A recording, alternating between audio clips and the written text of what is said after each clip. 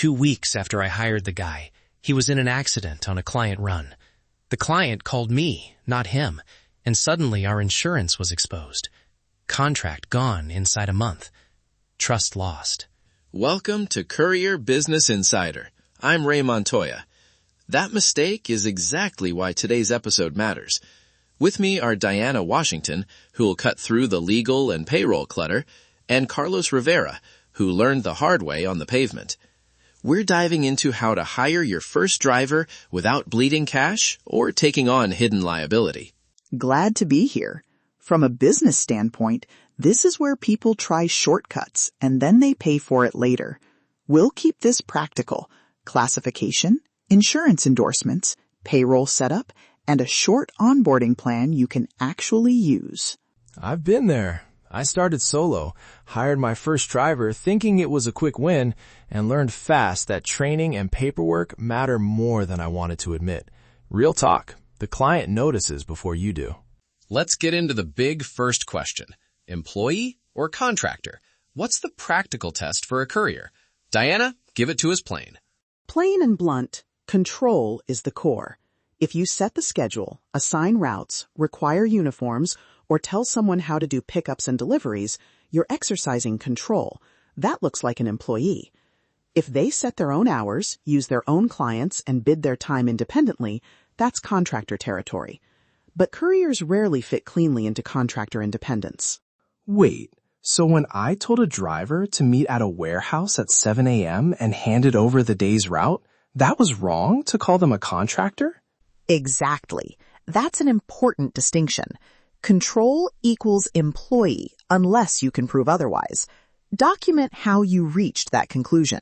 If you can't, treat them as an employee to avoid back pay and fines. Some folks hear that and say, I'll just call them contractors to save money. I'm not sure I buy that as a strategy, not without clear evidence of independence. Calling something a contractor on paper while directing the work on the road is what gets you audited. Right, and clients will notice when a driver isn't trained to your standards. For me, reputation slid before I even realized it happened. Okay, practical insurance hits next. Diana, what must be in place before you dispatch a new person? 3 essentials. Commercial auto insurance on any company vehicle. A hired and non-owned auto endorsement if you allow drivers to use personal vehicles for work. And workers' compensation if they're employees. That varies by state and payroll size. Always get a certificate of insurance from the carrier and keep it on file. I skipped an MVR the first time. Big mistake. He had tickets and a history I would have caught on a record check. Twice late, 1 package left in the wrong lobby. Client smelled trouble and I had to scramble. Background checks and MVRs are not optional. All right, here's the checklist people can actually follow tonight. Diana, break it into steps we can act on now. Start with a few items you can do before the first dispatch. First, write a precise job description, hours, vehicle requirements, and performance expectations. Make it specific so there are no surprises. Short and specific prevents confusion later. Second, run background and driving record checks. Get the MVR. Third, decide classification and write down your reasons with evidence. Document everything. I wish I documented that. I just assumed and paid for it later. Fourth, set up payroll or contractor paperwork.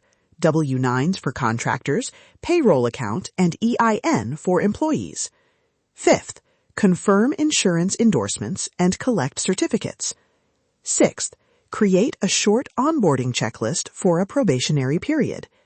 Do these 6 before you dispatch. On probation, I used 30 days. Start them with low-risk runs, shadowing for 2 days, then solo on smaller routes. That gave me time to coach without putting major client accounts at risk. Good call. Now, cash flow. Diana, how do you keep payroll from tanking month 1?